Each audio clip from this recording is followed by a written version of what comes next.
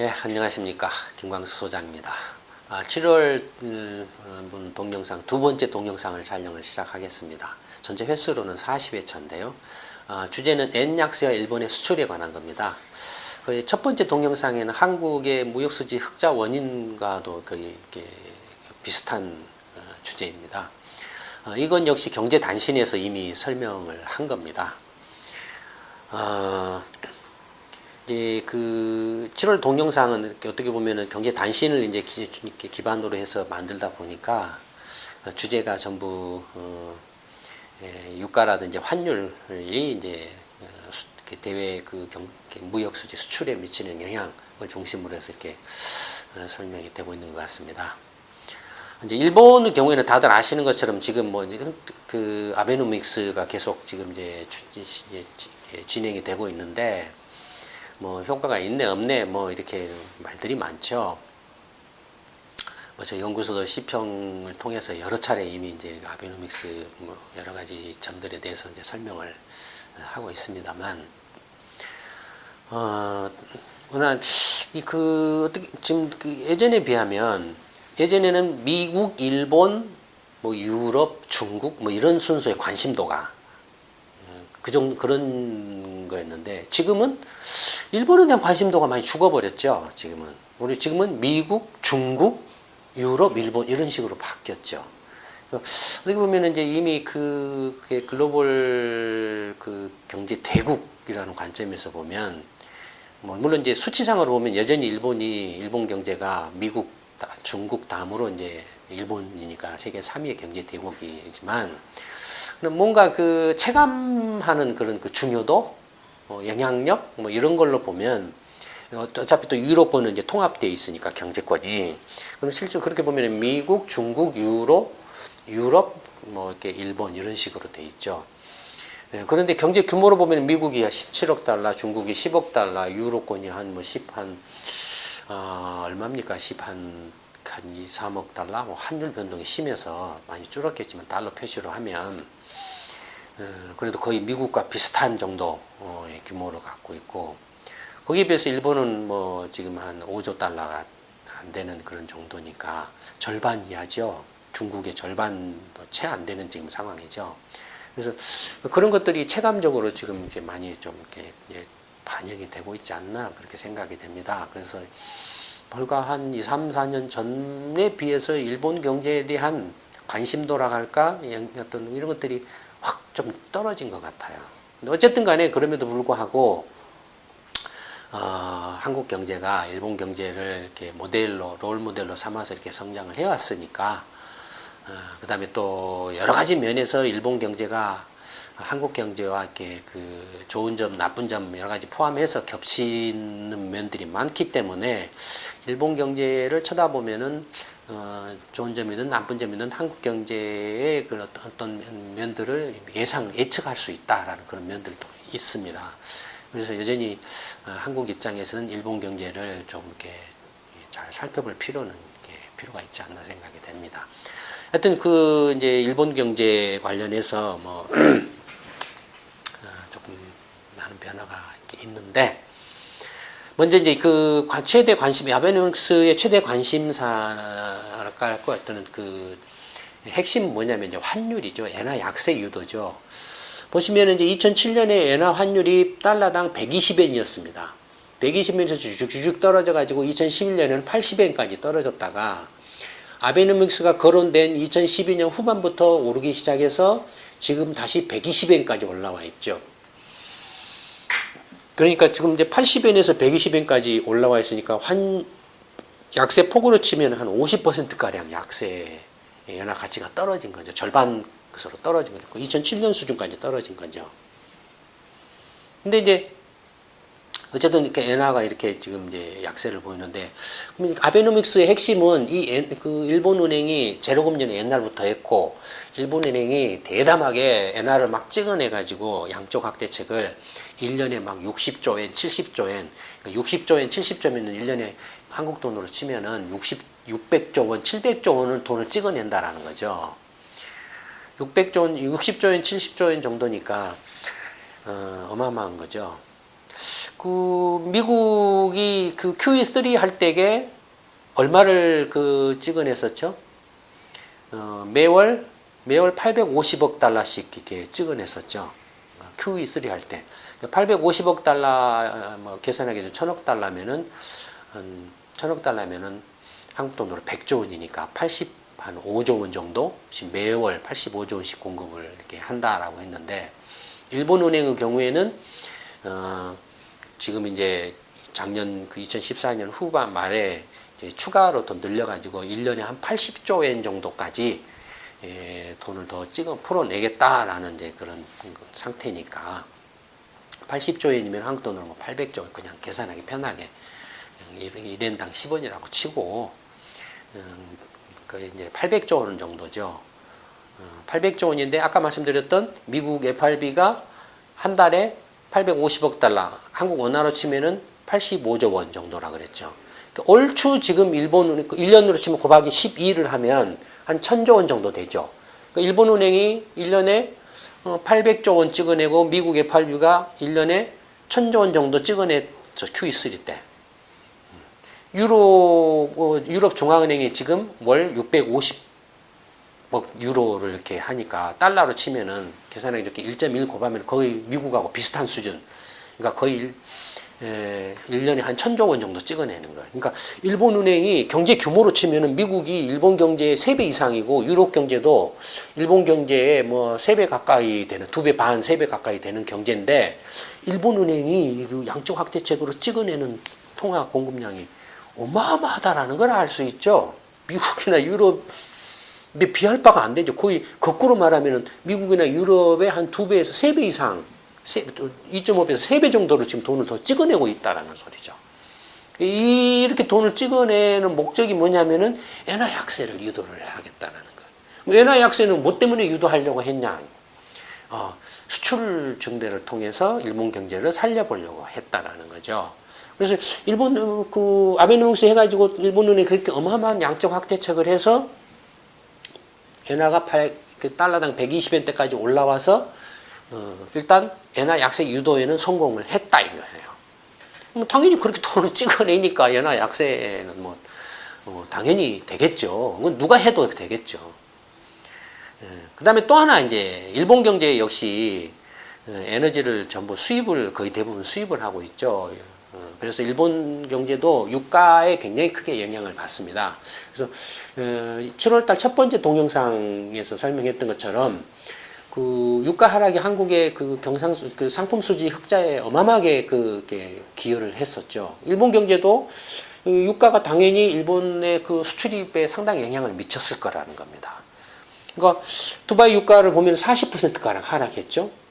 그러니까 일본의 그 수출입, 일본 경제, 특히 아베노믹스가 일본 경제를 살리는데 그 살리는 전략이 수출 증대를 통해서 수출 증대는 어떻게 하냐? 엔화 약세를 통해서. 근데 생각지도 않게 엔화 약세는 자기들이 이제 돈을 엔화를 막 찍어가지고 이렇게 엔화 약세 유도를 했고 또 하나는 생각지도 않게 유가가 급락을 했다 이거예요. 그러니까 일본의 경우에는 양수 겹장이 지금 상황이 벌어진 거예요. 그러면은 이걸로만 보면은 어마어마하게 일본 기업들이 수출 가격 경쟁력이 확 늘어나. 엔화가 50%나 떨어졌으니까 얼마나 자동차를 $10,000에 예컨대 도요타 자동차가 미국에 $20,000에 판다. 라고 하면 $5,000에도 팔아도 일본 엔화로 바꾸면 똑같다. 일본. $5,000, $10,000짜리, $20,000짜리를 이제 자꾸 좀 말이 이상하네. $20,000짜리를 $10,000에 팔아도 된다 이거예요. 도요타 자동차가. $20,000짜리 그 차를 $10,000에 팔면은 미국의 수출이 얼마나 늘어나겠습니까? 상식적으로 생각해 보면 어마어마하게 늘어날 수 있겠죠. 그렇죠. 이 엔화가 이렇게 약세를 보였으니까. 그 다음에 또 하나는 아까 그 7월달 또 첫 번째 동영상에서 보셨던 것처럼 한국과 마찬가지로 일본도 유가가 이렇게 40%나 급락을 했기 때문에 얼마나 또 그 일본 경제의 그 원유 수입 효과가 크겠습니까? 흑자가 엄청나게 나야 되겠죠. 상식적으로 생각하면. 수출도 많이 되고 수입은 확 줄고 그래서 양수겹장으로 일본식의 그 무역수지 흑자가 막 기하급수적으로 늘어나야 되겠죠. 이것만 보면은 실제로 그러냐 한번 봐보기로 하겠습니다. 엔화 표시의 상품 전체, 모든 상품 전체 수출입을 보시면 아베노믹스를 시작하기 전에 이게 이제 빨간 선이 수입액이고 파란 선이 수출액입니다. 아베노믹스를 하기 전에는 이렇게 수입이 수출을 이렇게 넘었어. 이때는 왜냐면 동일본 대지진이 일어나가지고 원전들이 다 올스톱 하는 바람에 에너지 수입이 많이 늘어났습니다. 그런 것들, 그 다음에 또 자동차라든지 전자업 산업이라든지 이렇게 서플라이 체인이 좀 타격을 받아가지고 그런 것들, 이런 것들 때문에 수입이 좀 많이 늘어났죠. 정유시설 같은 것도 많이 좀 타격을 받아서 한국으로부터 휘발유 수입도 많이 하고 그랬어요. 그래서 수입이 이제 수출을 이렇게 초과한 거죠. 근데 하여튼 2011년 이후에 쭉 그 원전이 올스톱 되는 바람에 에너지 수입이 늘어나고, 그 전에는 수입보다 수출이 많아서 흑자를 냈습니다, 일본이. 그러니까 일본은 무역수지 흑자국이었죠. 근데 동일본 대지진을 계기로 해서 이제 그게 지금 뒤집어진 상태죠. 원전 가동을 하지 않는 한은 수입을 계속 연료 수입을 많이 할 수밖에 없다 이거예요. 근데 어쨌든 지금 이제 보면은 2012년 후반부터 아베노믹스가 거론되고 2013년부터 아베노믹스가 이제 추진되기 시작했는데 보시면 어떻습니까? 수입이 수출이 이렇게 늘어났지만 수출은 언제 늘어났습니까? 2012년 후반에 쫙 늘었다가 그 다음에 안 늘어났죠. 본격적으로 시작하는 2013년에는 안 늘어났다가 2014년에 다시 한번 또 쫙 늘어났다가 안 늘어났죠. 그렇죠. 그 다음에 수입은 어떻습니까? 수입은 쭉 늘었다가 그냥 그 후에 이제 어떻습니까? 2014년부터는 오히려 수입이 약간 이제 줄어들고 있죠. 이건 뭐냐면은 부분적으로 이제 에너지 전력 회사들 이제 원전 가동을 했다든지 아니면 부분적으로 이제 그런 그 전력 회사들이 어떤 발전 시스템이나 어떤 그 재생에너지 발전 시스템 같은 것들을 이제 확대시키면서 뭐 에너지 수입이 좀 줄어든 것도 있고, 또 이렇게 줄어든 것 중에 가장 크게 영향을 미친 요인이 뭐가 있겠습니까? 앞에서 보셨던 유가 급락을 또 생각할 수 있죠. 이런 것들이 이제 수입 하락의 감소에 크게 기여를 했을 거라는 거죠. 그래서 M 표시 상품 수지를 보면, 그러니까 수출에서 수입을 뺀 것을 보면은 2011년부터 적자로 전락을 하고 있습니다. 적자가 늘어났다가 2014년 들어오면서부터 적자폭이 확 빠르게 줄어들고 있죠. 빠르게 줄어들고 있는 원인은 뭡니까? 수입은 2014년에 수입은 이렇게 좀 줄어드는 모습인데 수출이 조금 늘어난 그런 부분 때문에 그렇다 이거예요. 그러면 과연 이 정도 수출이, 그 수출 증가가 과연 아베노믹스, 앞에서 말씀드렸던 것처럼 아베노믹스에 의해서 일본은행이 돈을 찍어내고 그로 인해서 엔화가 약세를 보였고 50%나 이렇게 약세를 보였고 또 유가도 팍 떨어져 가지고 했기 때문에 그 효과로 수출이 요만큼 늘어났다. 진짜 말 그대로 요만큼 늘어났다. 근데 실제로 이게 늘어난 게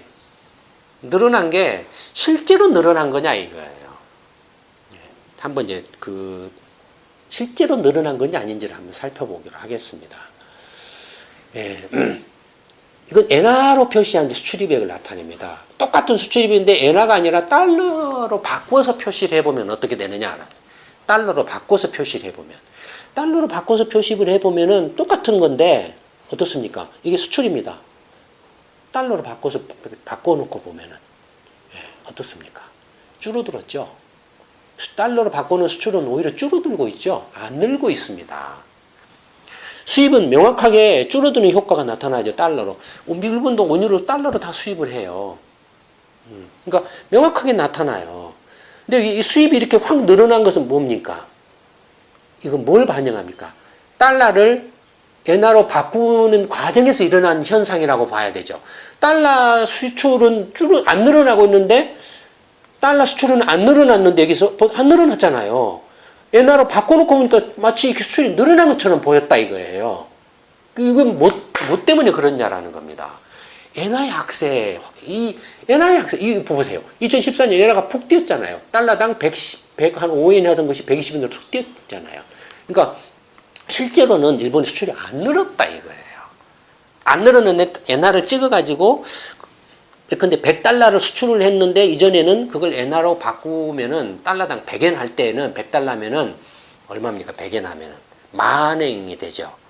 만행을 수출한 걸로 여기는 찍히죠. 여기는 100달러 했는데 여기는 만행 수출한 걸로 치죠. 근데 똑같이 여기서도 이때도 100달러를 수출했어요. 근데 지금 이제 120엔으로 이렇게 환율이 뛰었어요.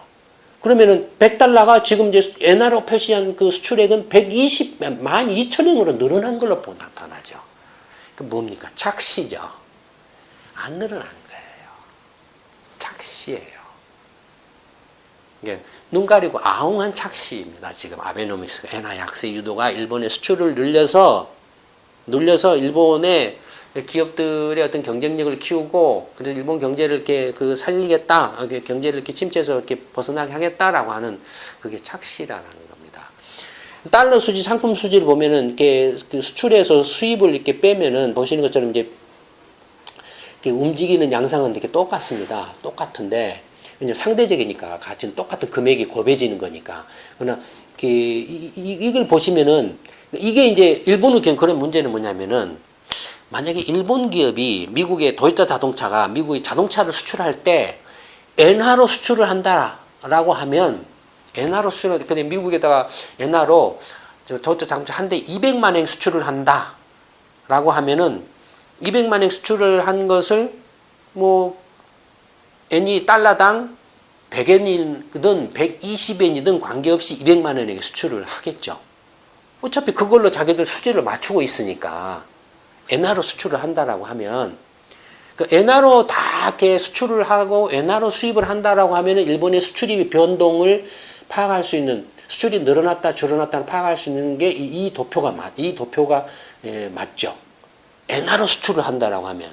근데 실제로 일본이 수출을 하는 게 거의 그 태반이 달러 표시 수출입니다. 수입은 거의 90% 이상이 달러 표시 수입이에요. 60% 내지 70% 수출은 60% 내지 70%가량의 달러 표시 수출입니다. 그러니까 달러로 수출하고 달러로 수입한다라는 거예요. 그러니까 실제로 일본의 상품 수출입 물량이 제대로 이렇게 진짜 아베노믹스에서 엔화 약세를 유도해가지고 그로 인해서 일본의 기업의 그 수출 상품의 가격 경쟁력이 높아져서 수출입 물량이 많이 늘어났냐를 파악하는 지표는 이겁니다. 이걸로 보면은 수출은 오히려 어떻습니까? 줄어들고 있죠, 지금. 효과 없다라는 거예요. 아베노믹스로 인해서 엔화 약세 유도가 효과 없다라는 거예요. 반면에 상품 수지는 굉장히 확 줄어들었어요. 이렇게 확 늘었다가 2014년 들어서 확 줄어드는 모습을 보이고 있죠. 특히 이때 줄어드는 것은 뭐 때문에 그렇습니까? 예, 뭔가 수입이 확 줄었죠, 지금. 2014년 때. 이게 뭡니까? 유가 하락의 영향이죠. 예, 유가 하락으로 인해서 이게 수입 적자가 이렇게 적자폭이 확 줄어든 거죠. 수입이 줄어서. 예, 한국하고 똑같은 현상인 거죠, 이게. 일본도 이제 좀 더 자세하게 이제 보면, 아까 말씀드렸던 것처럼 그 N 표시 그 상품 전체 그 수출입 가격인데, 그러니까 이게 이 도표하고 이제 지수화한 겁니다. 그죠? 2010년을 100으로 해서 이렇게 지수화를 해 놓은 건데요. 예, 이게 가격입니다. 그러니까 이 금액은 어떻습니까? 전체 수출입 금액은 각 수출 단가 곱하기 수출 물량이죠. 근데 10,000원어치를 수출을 했다라고 하면은 만약에 수출 단가가 100원이라고 하면은 물량을 몇 개를 수출한 겁니까? 100개를 수출한 거죠. 그렇죠? 그러니까 이건 뭘 말하냐면 그걸 말합니다. 지금 수출입 단가하고 수출입 물량을 나타내는 겁니다. 그러니까 이제 수출입 단가는 2010년을 100으로 이렇게 기준으로 삼아서 단가 변동을 이렇게 N 표시로 이렇게 한번 살펴본 겁니다. 물량하고 보시면은 수출 단가를 보면은 수입 단가는 2013년 아베노믹스 하면서 툭 튀어요. 수입 단가가. 왜 튑니까? 달러로 수입한다 그랬죠? 달러로 수입을 하니까 그건 이제 N으로 환산을 하는 거예요. 지금 N 표시니까 단가를. 그래서 그 환율 엔화 약세가 지금 반영돼서 툭 튄 거예요. 그러면 물량으로 보면은 수입 물량이 팍 늘었냐 이거예요. 이게 물량 지수입니다. 보시면 2013년에 안 늘었죠. 예, 안 늘었잖아요. 물량이 안 늘었는데 수입 단가는 팍 튄 걸로 나타난다 이거예요. 그럼 수입 단가가 탁 튄 건 뭡니까? 엔화 약세, 착시라는 겁니다. 실제로 중요한 건 이거예요. 자동차를 100대 파는 것보다도 200대 파고 300대 파는 게 더 중요하잖아요. 그게 사실은 핵심이에요. 근데 지금은 수입 보시면은 이제 유가가 급락한 후에도 수입 물량은 안 줄고 있어요. 근데 어떻습니까? 수입 단가는 확 떨어졌죠. 근데 확 떨어진 게 뭐냐면은 분명히 이때는 엔화 환율이 더 뛰었죠. 아까 앞에서 보셨던 것처럼 환율이 100, 이때 한번 더 붕 뛰었잖아요. 한 105엔 정도에서 120엔까지 붕 뛰었잖아요. 엔화 환율이 뛰었으니까 오히려 이때는 더 뛰어야 되잖아요. 이때 엔화 환율이 뛰었으니까 물량은 그대로인데 엔화 환율이 뛰었으니까 뭐 80엔에서 100엔으로 푹 뛰었으니까 이렇게 축 뛴 거잖아요, 단가가. 이때도 105엔에서 120엔으로 이렇게 환율이 뛰었으니까 물량은 그대로니까 올라가야 되잖아요. 근데 거꾸로 이렇게 수입 단가가 떨어졌죠, 지금. 왜 떨어졌습니까? 이거 겹쳐 있죠. 엔화 약세로 인한 올라가는 부분을 유가 하락이 더 커버렸기 때문에 유가 하락이 지금 끌어내린 거죠, 지금. 유가 하락이. 엔화 약세는 105엔에서 120엔이면은 한 12, 3% 정도 이렇게 올라가야 되는데 유가는 40% 이상 떨어졌죠. 그러니까 전체적으로 보면은 두 개를 합쳐 놓으면은 30% 약간 못 미치게 떨어진 효과가 나타나죠. 엔화 약세하고 유가 하락 효과가 서로 상쇄되는데 유가 하락 효과가 훨씬 더 크기 때문에 그래서 이렇게 수입이 떨어진 걸로 나오죠. N 표시로. 물량은 그대로예요. 수출 물량도 변하고. 아베노믹스 효과 있냐라고 말할 수 있냐 이걸로. 효과 없다라는 거예요. 여러분 이게 뭘 말합니까 지금? 일본만 그렇습니까? 환율을 올리고 내리고 하는 것이 수출 증대에 효과가 있냐 없냐라고 하면 일본의 경우에 효과가 없다면 한국의 경우에는 어떻겠습니까? 효과가 없죠. 그래서 한국도 효과가 없는 거예요. 이미 그건 또 치평에서도 아마 설명을 했을 겁니다. 한국은행의 금리나 관련해서 아마 설명을 했을 겁니다. 예, 그렇습니다. 그러니까 그 경제의 원리나 이치는 똑같습니다. 일본이든 한국이든 중국이든 미국이든 유럽이든 똑같습니다. 네, 똑같아요. 또 다른 증거로 일본의 수출이 엔화 약세를 유도해서 일본의 수출이 크게 안 늘었다라는 것을 반증할 수 있는 또 다른 증거가 있습니다. 만약에 엔화 약세로 인해서 또는 유가가 급락해가지고 일본의 수출이 획기적으로 확 늘었다라고 한다면 특히 일본 산업은 이렇게 주력은 제조업이잖아요. 수출의 주력은 제조업이잖아요. 자동차라든지 기계라든지 전기전자라든지 이런 화학 제품이라든지 이런 것들이잖아요. 그러니까 제조업이에요.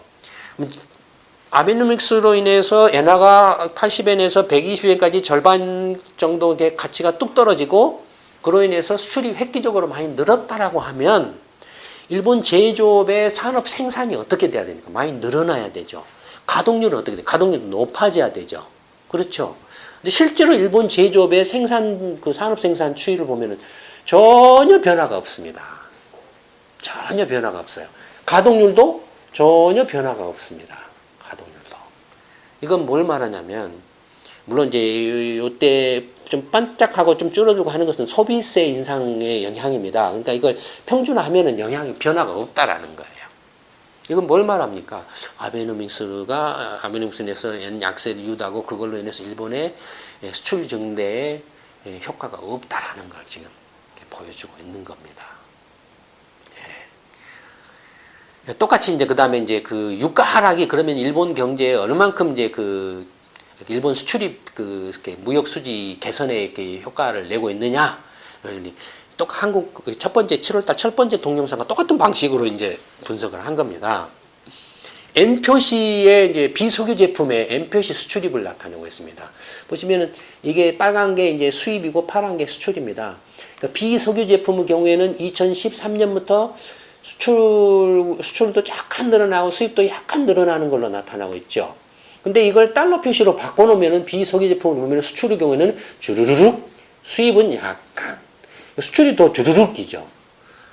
효과 없어요. 오히려 엔화 약세가 오히려 부정적이라는 거. 일본 차라리 엔화 약세를 유도하기보다는 왜냐면은 수출은 주르륵인데 수입은 덜 줄고 있으니까 일본의 내수 소비를 줄인다 이거예요. 일본 국민들이 엔화 강세일 때는 해외 물품들을 많이 좀 소비를 한다 이거예요. 수입해서 소비를 한다 이거죠. 내수 소비 어쨌든 그것이 뭐 일본 기업의 물건을 쓰든 해외 수입 물건을 쓰든 간에 내수 소비가 이렇게 좀 활성화되는 거니까 엔화가 이렇게 강세가 되면 근데 수입품은 별로 영향이 없다. 그러니까 별로 이렇게 환율 변동의 엔화 약세에 대해서 일본 그 국민 어떤 그 경제가 수입하는 그 것들이 그렇게 크게 영향을 받지 않는다. 반면에 수출은 이렇게 환율에 영향을 받지 않고 뭔가 다른 요인에 의해서 영향을 크게 받는다 이거예요. 근데 이게 수출이 조금 늘어난 것은 아베노믹스에 의해서 수출 증대 효과가 아니라 착시라는 겁니다. 환율 약세로 인한 착시라는 겁니다.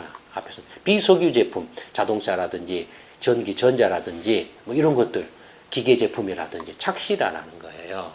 그러니까 수지 효과로 보면은 M 표시로 보면은 이렇게 쭉쭉쭉쭉 줄었다가 약간 2014년부터 이렇게 늘어나고 있는데 이것도 역시 유가 하락으로 인한 뭐 이렇게 좀 이렇게 수지가 개선되는 효과가 좀 나타났다라는 거죠. 비석유 제품 경우가 이런 모습입니다. 그다음에 석유 제품, 그러니까 원유라든지 천연 LNG라든지 일본도 수입 많이 하잖아요. 그다음에 석유 화학 제품을 합한 이른바 석유 제품 전체의 수출이라는 이건 수출입니다. 일본도 수입 많이 하죠. 이렇게 M 표시입니다. M 표시로 이렇게 쭉 수입이 늘었다가 이렇게 훅 줄었어요. 근데 달러 표시로 바꿔놓으면 이건 아까 말씀드린 수입은 다 뭘로 한다 그랬죠? 거의 90% 달러로 수입을 한다 그랬죠. 보시면 달러 수입이 쭉쭉쭉 늘었다가 2011년 후반부터 쭉 줄고 있습니다. 줄고 있어요.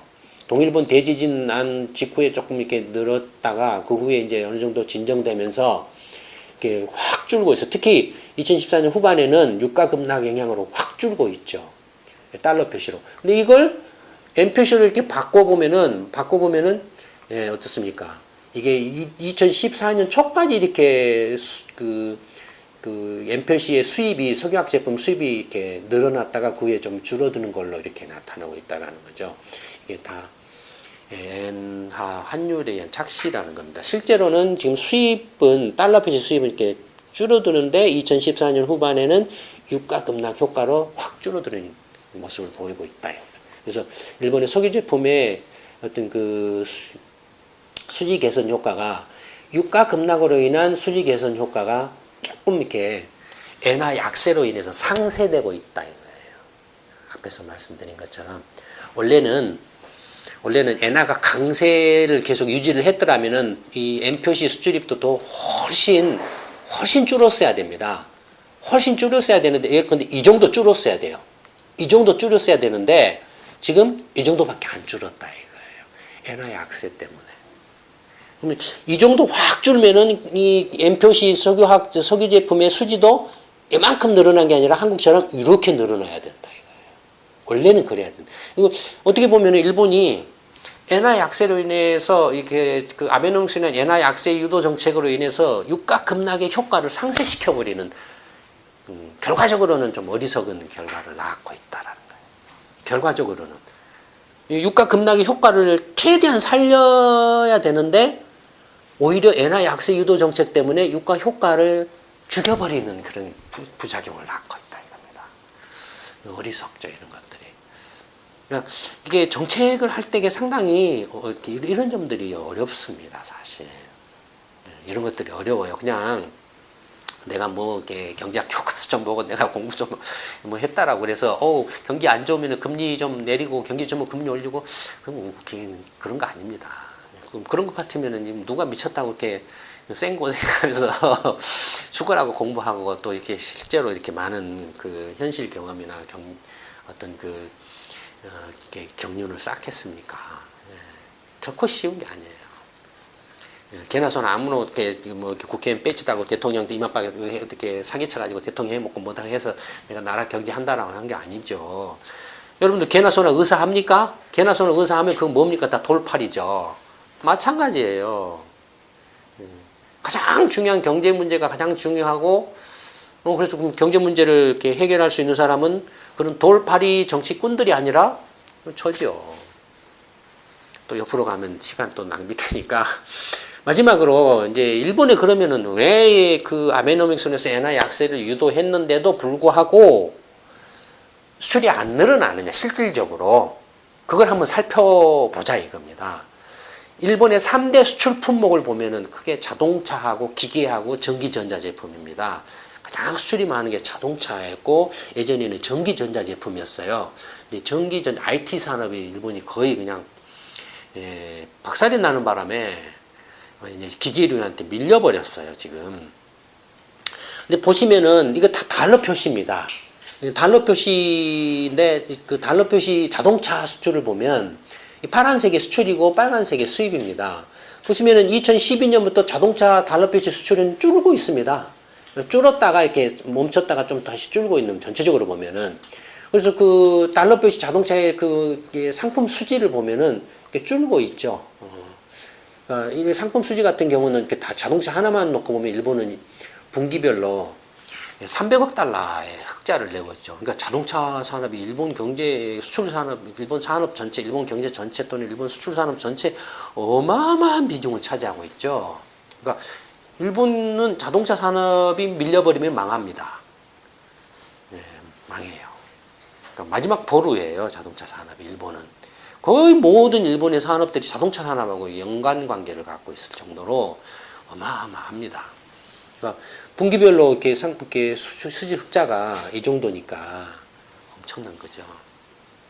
그 다음에 기계류 같은 경우를 보면 달러 표시입니다. 다 이게 이제 엔화 환율 착시를 제거한 그 달러 표시입니다. 보시면은 역시 기계류도 아베노믹스를 시작한 후에 푹 줄었다가 이렇게 멈춰 있는 거죠.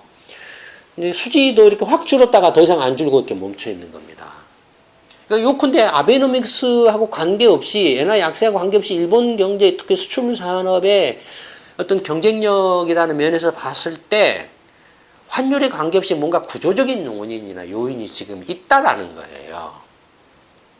뭔가 구조적인 요인이나 근본적인 원인들이 있다라는 거예요. 그게 일본 자동차 산업이나 기계 산업의 내부적인 것일 수도 있고, 아니면 대외적인 환경 변화일 수도 있죠. 내부적인 요인이라면 예를 들어서 뭐 경쟁력 이렇게 하락이라든지 경쟁력 감소라든지 뭐 여러 가지 이렇게 뭐 내부적인 어떤 뭐 문제점들을 들 수도 있겠죠.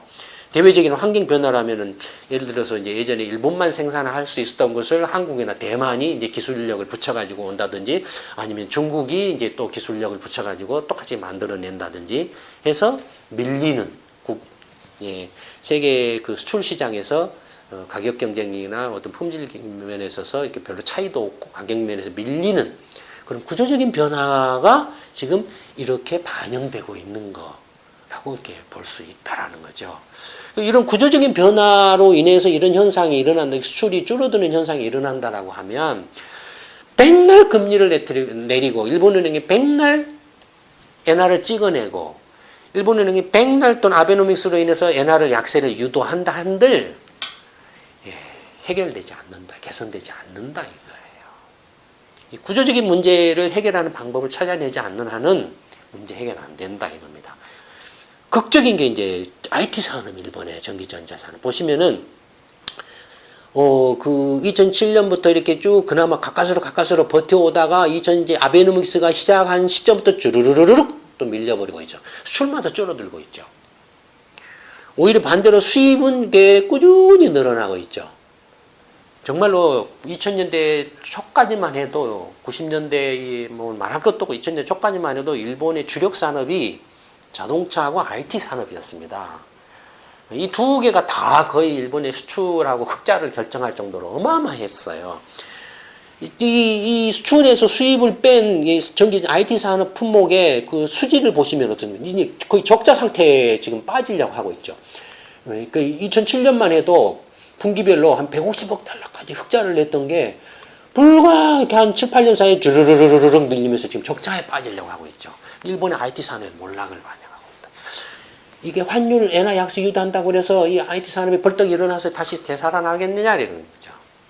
일본이 지금 스마트폰 제조 같은 경우는 뭐 겨울 이제 일본 국내 시장만 소니라든지 이런데 몇몇 국내 업체들이 후지츠라든지 이런 데들이 일본 국내 시장만을 상대로 해서 팔고 있지 세계 시장에서는 거의 못 팔아요. 못 팔아요. 그러니까 그런 거 하나만 봐도 알 수 있죠.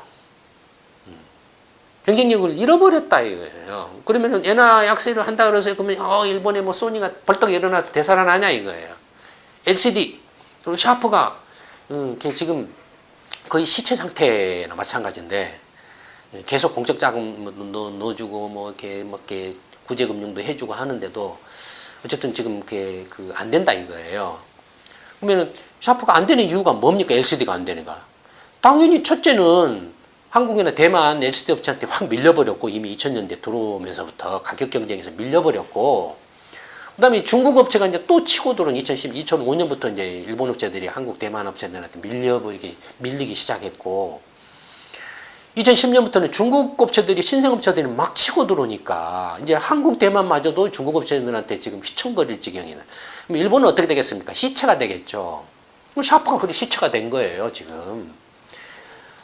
이런 상황이라는 겁니다. 그러니까 이게 구조적인 문제라는 겁니다. 한국이라고 그러면 다르겠습니까? 한국의 자동차나 IT 산업, 뭐 스마트폰이나 LCD나 TV 산업이나 그런 상황이 이렇게 일어나지 않을 거라고 생각되십니까? 조선업이나 뭐 이렇게 현대중공 같은 경우나 철강이나 그런 상황이 벌어지지 않을 거라고 생각하십니까? 이미 그런 상황이 벌어지고 있죠, 이미. 시간이 가면 갈수록 가속화될 가능성이 매우 높죠. 그때 위기죠. 지금 저런 나라 경제가 어떻게 되는지 국민들 삶이 어떻게 되는지 관계없이 오로지 자기들 밥그릇 싸움으로 무식함과 무지함과 부도덕함과 말도 안 되는 엉터리로 나라를 경영한다라고 이렇게 난장판을 치고 있으니 돌파려도 저런 상황 돌파려들이 없죠. 경제 문제는 최고의 경제 전문 의사가 프로 해결을 해야 됩니다. 두 번째 동영상은 이걸로 마치도록 하겠습니다. 감사합니다.